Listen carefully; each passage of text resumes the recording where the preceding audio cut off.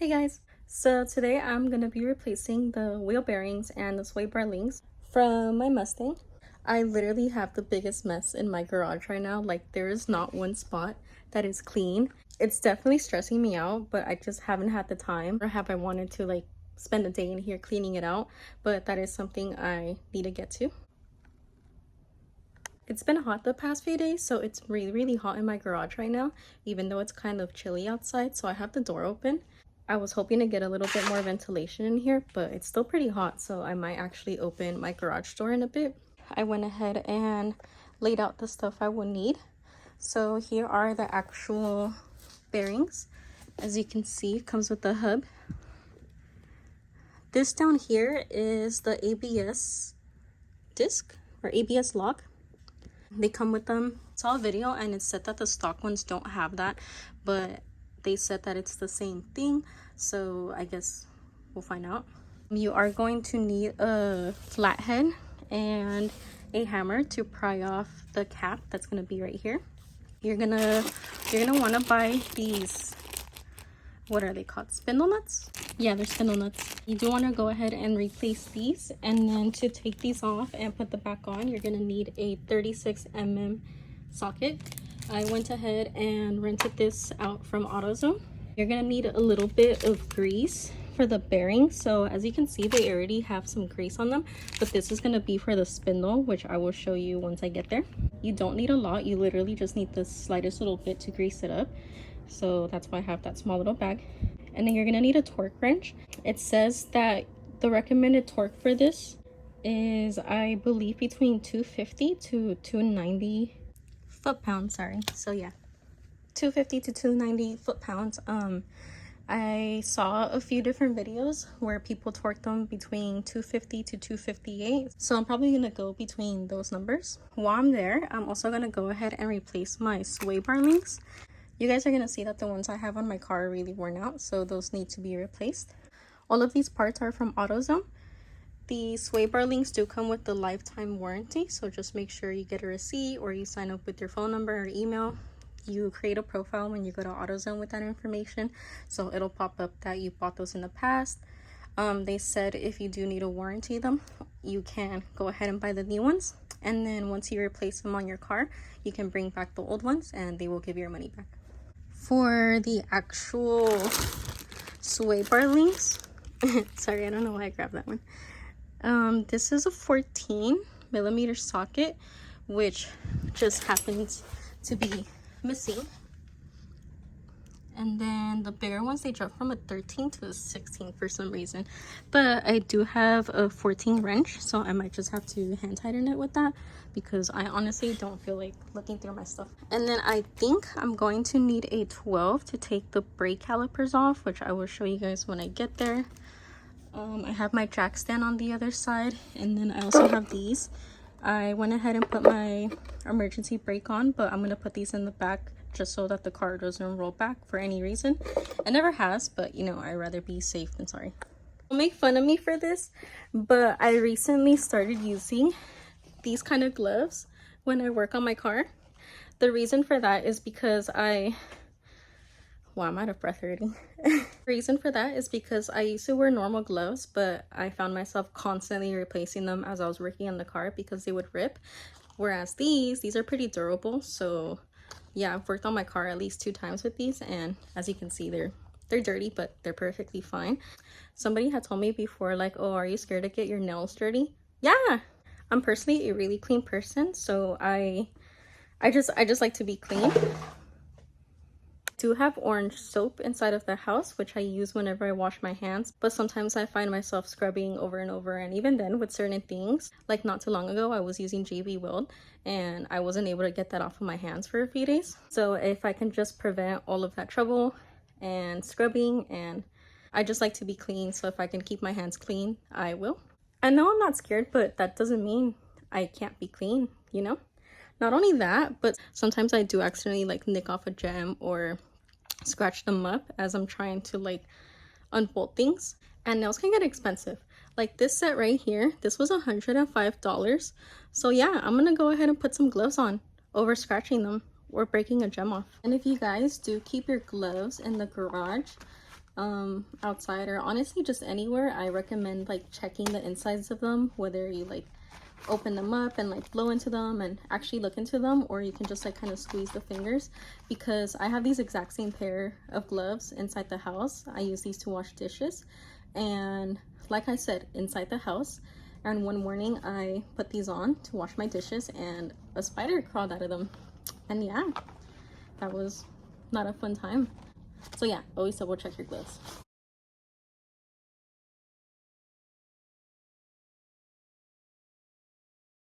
So I got the wheel off. If you can't tell, I'm like all dirty now because I went ahead and knocked out the other side. I'm tired.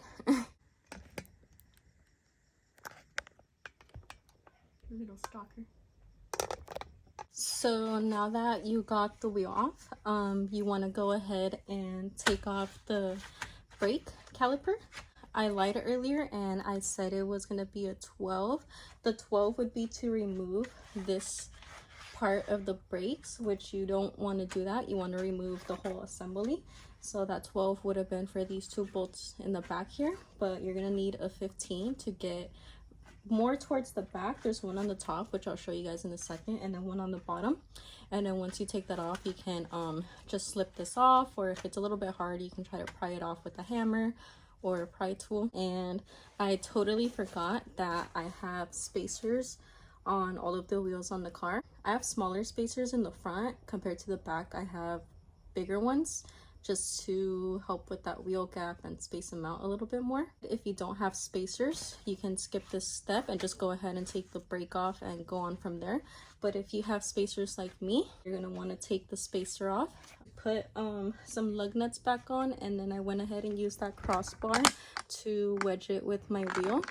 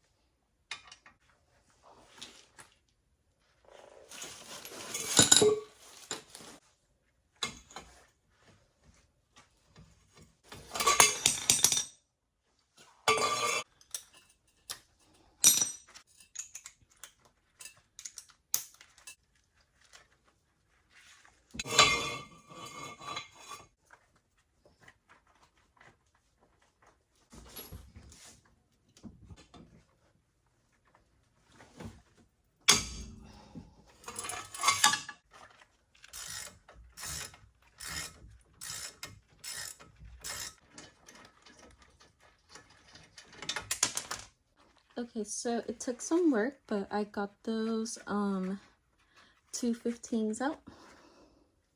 Leverage is my best friend when it comes to working on cars. So when I run into tight little spaces like this where I can't really get leverage, becomes a little difficult for me, but it's not impossible. You can get your car onto a lift. You have a lot more space to work with, and stuff like this is a little bit easier. After taking off those 15s, you should just be able to kind of pry this off.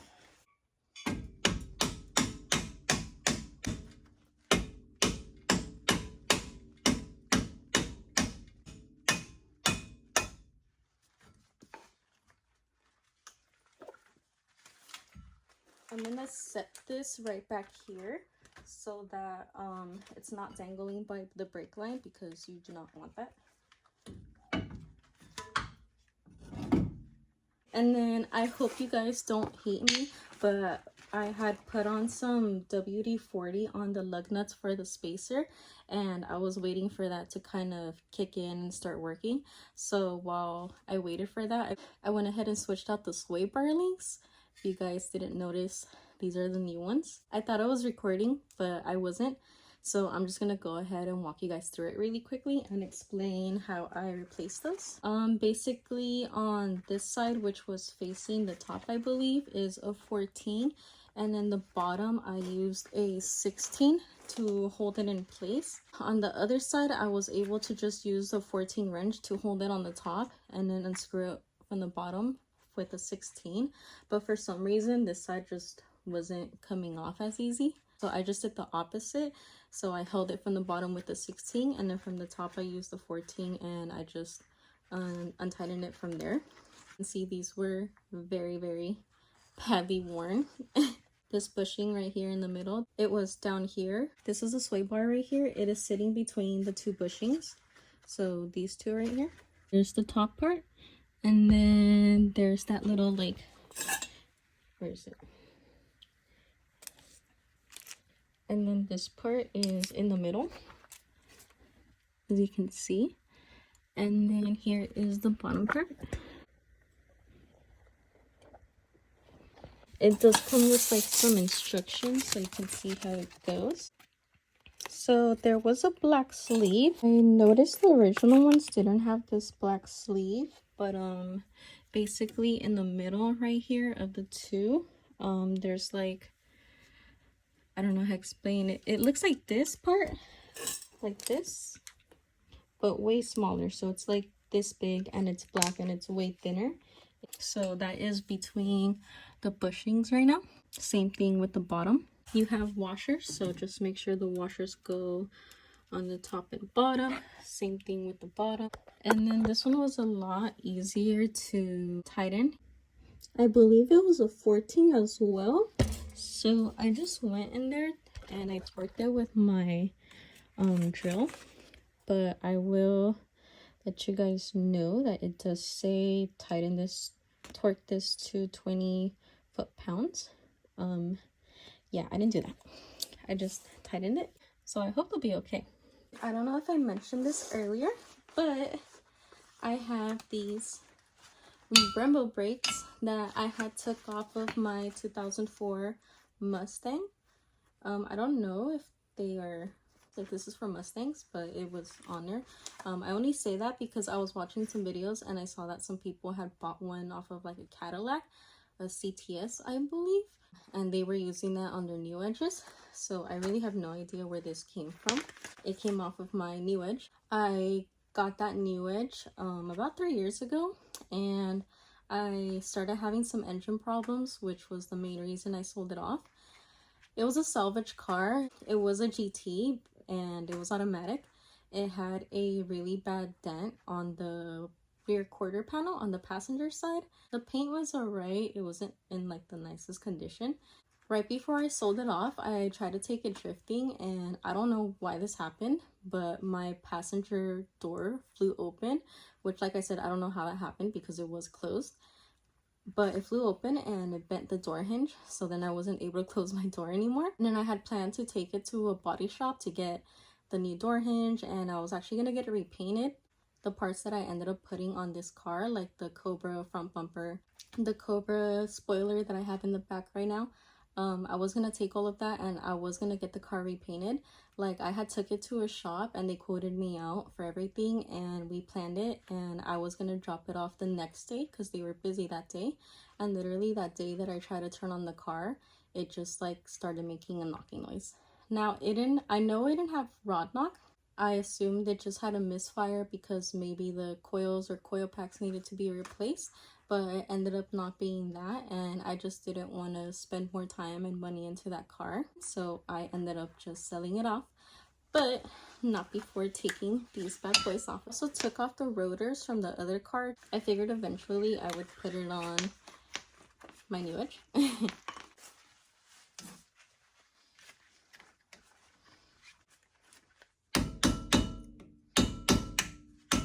I don't know what's up with this one, but this one's actually kind of tough to get off.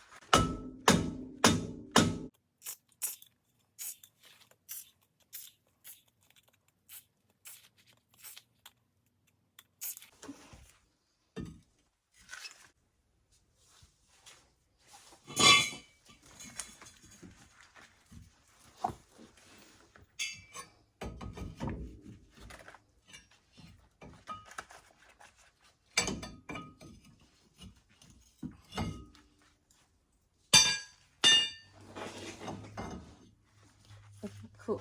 So I got the spacer off finally.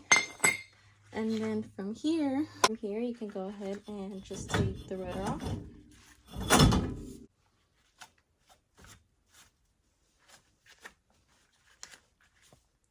So next I'm going to go ahead and remove this cap here. And if you're wondering exactly where to remove it from, let me just show you guys really quickly. You are going to be prying it with a flathead. If you can, let's see, where's my flathead? You're going to want to use a very skinny flathead like this. I'm sorry I can't get it to focus. But you're going to go ahead and pry it from, you're not going to pry it from any of this metal part, but you're going to start from this black part right here. And you can actually see this one's slightly sticking out a bit. I don't know if you guys can, I don't know if the camera can pick it up, but I can see it.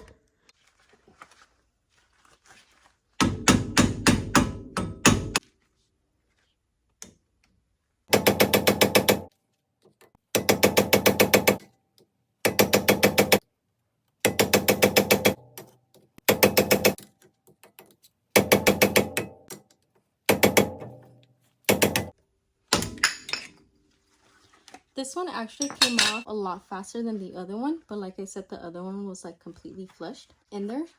So yeah, this is what it looks like. So you just want to keep prying it until it starts coming off. It might seem like it's not doing anything at first, but you just want to keep turning it and prying it from different parts, and I promise you eventually it'll come off. This is the nut that we're going to be replacing. So here is the new one, but first we have to remove this one. So here's that giant 36 that you're going to need.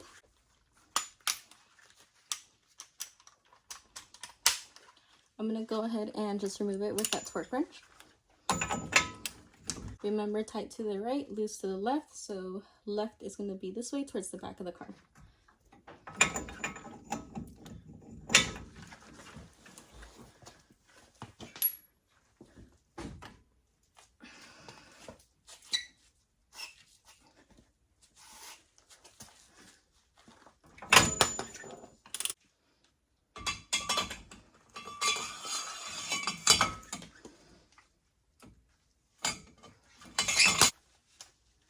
Now that I got it loosened up, I'm just going to go ahead and take it off with my drill just to make things a little faster.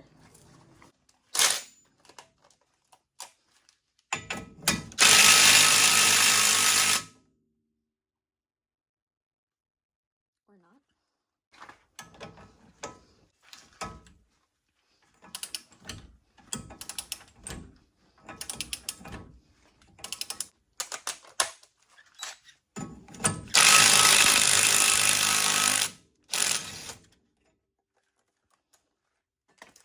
Okay, cool.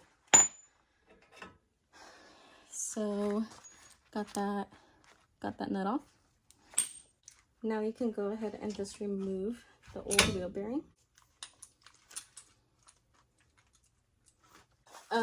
I forgot to mention earlier, before I took the wheels off, how to check if your wheel bearings are bad. But the whole reason I wanted to change these out was mostly for the passenger side one, because I noticed some vibration coming from the passenger front side. Obviously my sway bar links were pretty worn off too, but I have replaced sway bar links before in the past on this car, so I know how that feels. And that could be a reason on why you feel some vibration in your car or in your steering wheel, especially when you're turning to one side. You'll feel a lot of body roll and a little bit of vibration. But like I said, since I've replaced those, I know what worn out sway bar links feel like, and I just knew that this wasn't it this time. So this is the old bearing. You can check for a bad bearing by turning the wheel 3 to 6, so like side to side, or 12 to 6. Sorry, 3 to 9. 3 to 9 is side to side. 12 to 6 is up and down. But you can just see with this one, it shouldn't be moving like that. I don't know if you guys can see, but I'm literally moving it.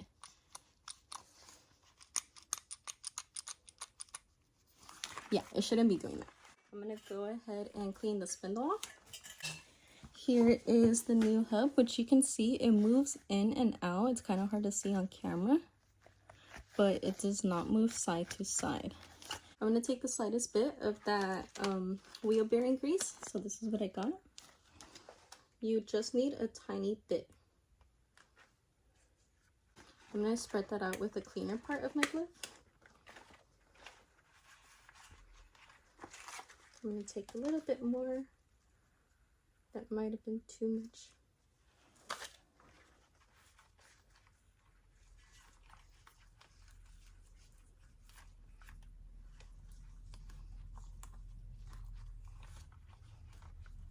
And yeah, that should be good. Like I said, you don't need a lot. I'm going to go back with that towel and just clean off this little part right here. And then now you can go ahead and put in your new bearing.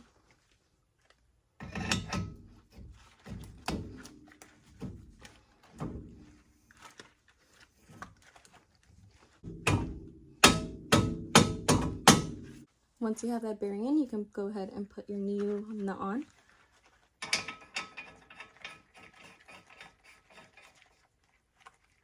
I'm going to go ahead and torque this to 258 foot-pounds.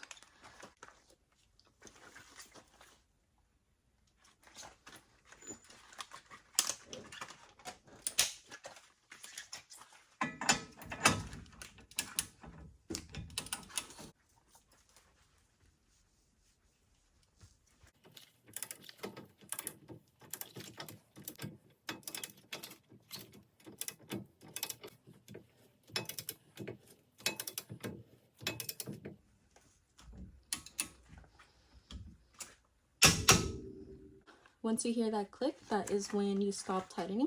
I'm just going to clean this up a little bit. You're going to go ahead and just put your cap back on.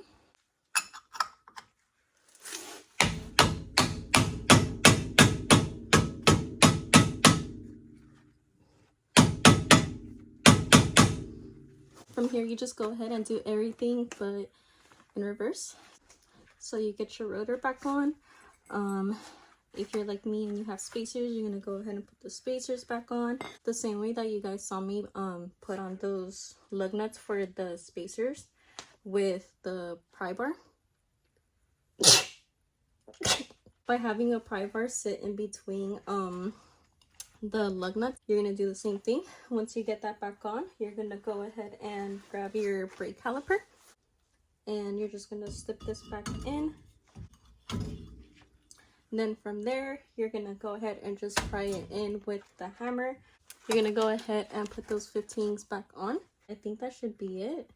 Don't forget to pump your brakes just to get those pistons to compress. From there, you can go ahead and just put your wheel back on and tighten up the lug nuts. And yeah, that would be all.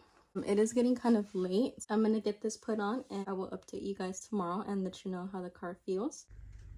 Hey guys, so it is the next day and I'll be honest with you guys, I put everything back together because I actually wanted to see if I could still get those brembo brakes to fit in there. As you can see, it does.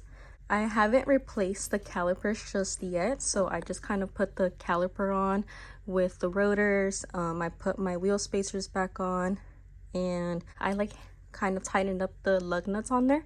I haven't really torqued them just yet, so everything's just kind of loosely on there, but I just wanted to make sure everything fit before going back and tightening everything, because I do need to tighten the lug nuts on the spacers. I believe I have like 1/2 inch spacers in the front of the wheel, and without those spacers it would not be able to clear the brakes. As you can see there,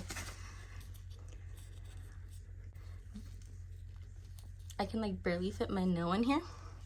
There's a little more space on this side, but it looks like you can run those brakes as long as you have a spacer. I was mostly concerned not only about that, but also it reaching towards like the top of the wheel or the edge, whatever. And there's actually a pretty good amount of clearance in that. So yeah, like I said, the other caliper's still back there. Just to show you guys, because I don't know if I had mentioned that I had rotors as well. So you can see these are a lot bigger than the stock ones. I had been watching some videos before I went to bed last night. I also went online and I found some forums where someone was saying that they had tried to put the brembo calipers on with their stock rotors, and it had actually been rubbing against like the walls over here on the sides, which you don't want that at all. That's basically where I realized the importance of having the right size rotors. The space between here and where the bolts go, those 15 bolts go, is a lot longer compared to the stock calipers. They're only like this tall. So the whole caliper like sits up, the whole caliper itself is only up to like right here, which totally makes sense on how I was able to have this big rotor on that GT Mustang that I had, and with these on there. So again, you do need to get that correct size rotor itself. So the line comes with this. I had also took this part off of the other car. One of the videos that I saw, the guy mentioned that this wasn't adaptable to the other lines he had on there, so he ended up just using the stock lines from the car and attached them to the brakes. So I've never actually taken off brake lines before, so I'll be honest with you guys, I'm not really sure how to go about that, but I'm gonna try to look up some more videos and figure that out. Also, if you're wondering which direction the brakes go, let me show you on the other side. So yeah, I have the car jacked up right now with the stand down there, but as you can see, it is not moving at all. And the way you can tell which side the brakes go is because the bleeder is always going to be towards the front of the car. And I believe this one only has one, if I'm not mistaken. So yeah, there's that. Yeah, I'm gonna go ahead and take these lug nuts back off. I still need to torque the lug nuts for the spacers, and of course connect this. This does need to be bled as well, because you are going to be detaching the brake lines, and of course fluid's gonna fall out, so just make sure you have like a pan. You can use a bag or really anything just to catch that fluid if you don't want it.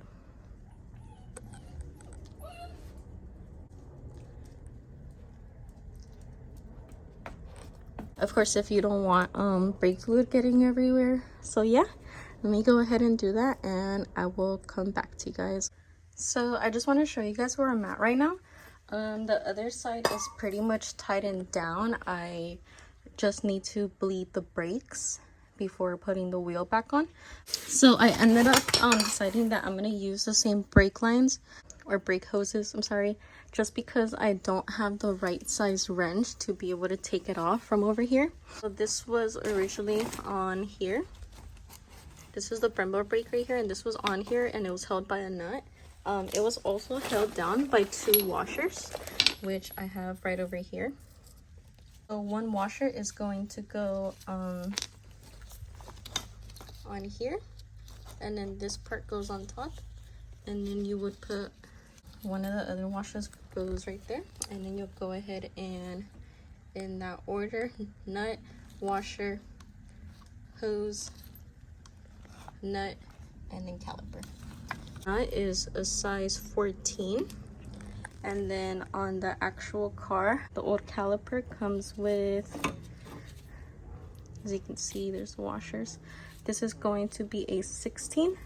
The other one was pretty easy to take off. For some reason, this one was not as loose, so I sprayed it. So what I did is I wedged it right down here, and then as you can see, here's the back part, so I was able to keep it still like that. And then I went in with a breaker bar and I was able to break that nut, and then to quickly take it off, I used the drill.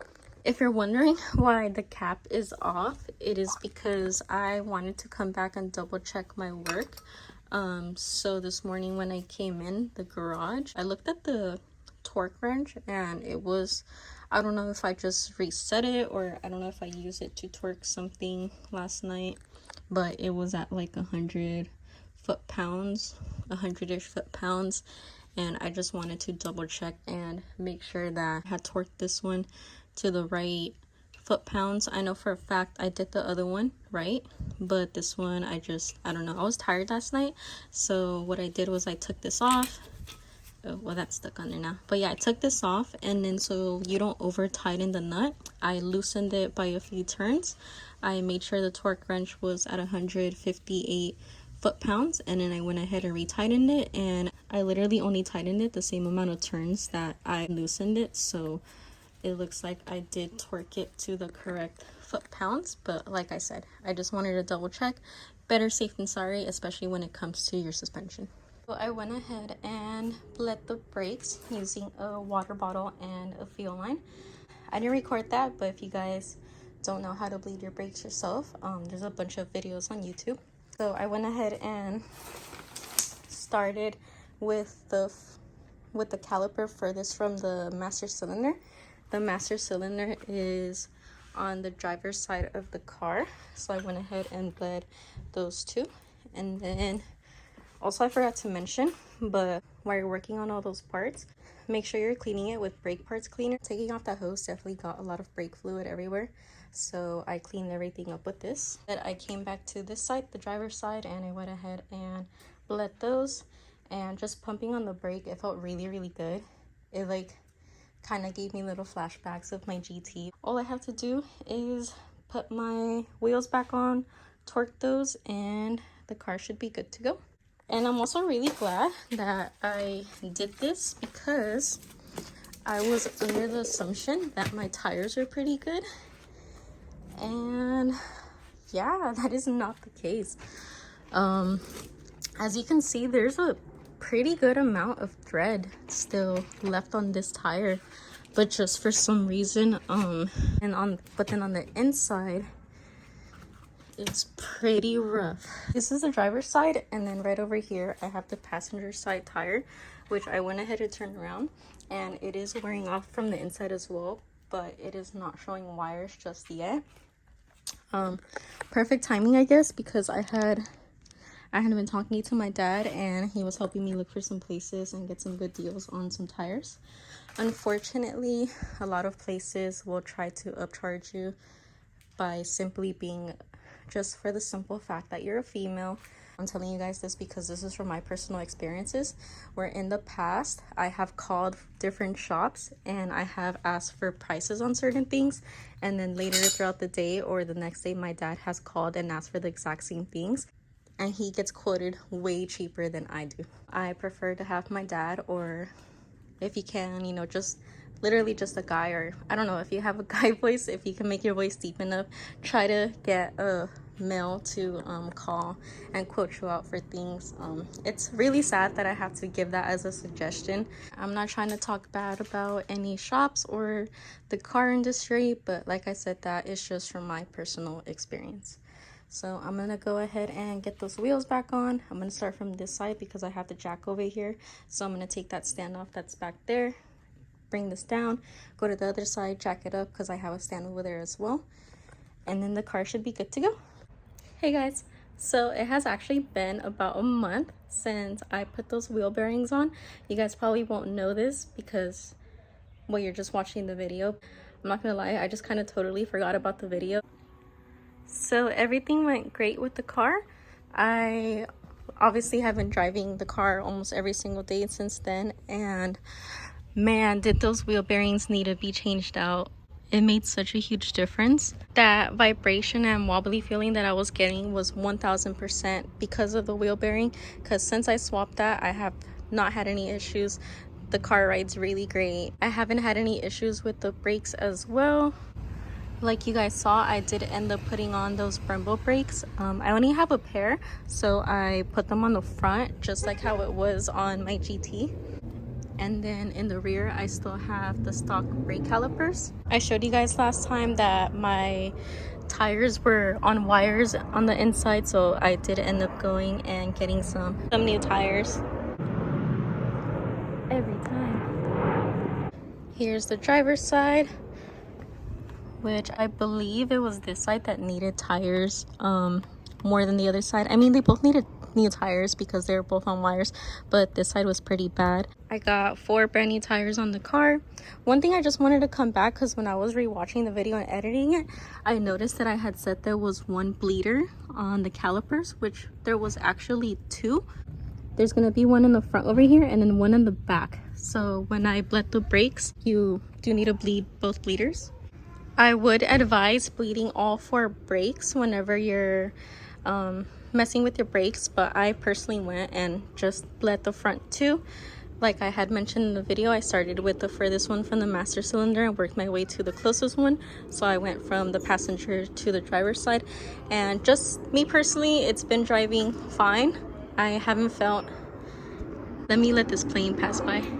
I haven't had any issues with the brakes, nor did they feel soft or weird after bleeding them. So at least in my experience, it was fine just bleeding those front 2. But like I said, I still recommend doing all 4. I just didn't. Also, last time you guys saw, my garage was a mess, and it is no longer a mess. I just have a bunch of stuff everywhere. Like I have all my tires. This is for the trunk of the Mustang. It's like a out of sight, out of mind type of thing. I keep forgetting to put these back into the trunk. These are my 2 stock bumpers, the front and the rear. And then my neighbor actually has a new edge as well, and he was swapping out some parts, and he said he couldn't keep his parts where he was at. So he told me that he was gonna toss it out unless I wanted it. And I'm not gonna lie, I'm a hoarder when it comes to car parts and tires, as you can see. So I was like, yeah, I'll take them. I'll take those off your hands. So one of those rear bumpers is his, and then this belongs to him, which I don't really have any use for it. When I was wrapping the Mustang, I thought about cutting out like some square holes over here, because I had originally thought about putting like some vents, which I was just gonna get off of Amazon, which I've seen other people do, and put those on. But I don't know, I couldn't commit to cutting through my hood, and I didn't know if I really wanted to go for that look. So he had mentioned if I really wanted to, I can still go back and do that with this spare hood. I honestly don't mind the V6 hood on the car. I actually had this car reposted on a New Edge page, and there was some people in the comments like talking about like the car, and there was like someone in the comments that was like, oh, like I don't know exactly what he said, but he had mentioned the the vent on the hood, saying how like he was trying to be sarcastic, saying like, oh, like nice air ventilation or something. And then he replied to his own comment saying, oh wait. And I obviously just ignored it because I was like, bruh, this is a stock part. Like, this is a stock hood. This is how they come. Like, if you have an issue with the fake vents, I don't know what to tell you, because I don't know, take it up to Henry. This isn't the only part that has a fake vent. The side scoops have fake vents as well. and obviously that one on the hood. But yeah, like this is all stock besides the front bumper and the spoiler. And I did get a GT rear bumper. Well, I had it, but I put that on once I wrapped the car. And at this very moment, I still only have one exhaust pipe. I actually had two exhaust pipes at one point. I had gotten that second one welded on a few years ago, but unfortunately it fell. It had fell off on the freeway, so I pulled over to a spot and I just happened to have a grinder in the trunk. It was like held on by like a tiny little piece, so I grinded that part off, and there was a dumpster nearby, so I just tossed it, which looking back at it now, I could have easily thrown that in the trunk and gone to get that re-welded, but I was just so fed up with the exhaust at that point. I remember that I kept having hangers break, so the exhaust was constantly like falling and was always loose. So I just decided that I was done dealing with that and I just tossed it out, which at the time it's not like it really mattered because I still had the V6 bumper, and those V6 bumpers don't even have those little crescent cutouts. It's like completely flat. So now that I have this bumper, it's noticeable. So next would be to take that to a shop and just get that second one put on. And then this one needs to be readjusted because like I said, the V6, it doesn't have that crescent cutout, so it was sitting right below the bumper like that. It looked fine with that other bumper, but obviously it's not aligned with this one. I did that. That's carbon fiber, and oh my god, that's carbon fiber with some of the car wrap. As you can see, the car is very dirty right now. It needs a wash. My intrusive thoughts are telling me to ride this bicycle. I haven't been on a bicycle in a while. My dad actually, what the fuck? Oh, my dad actually bought these for me a few years ago.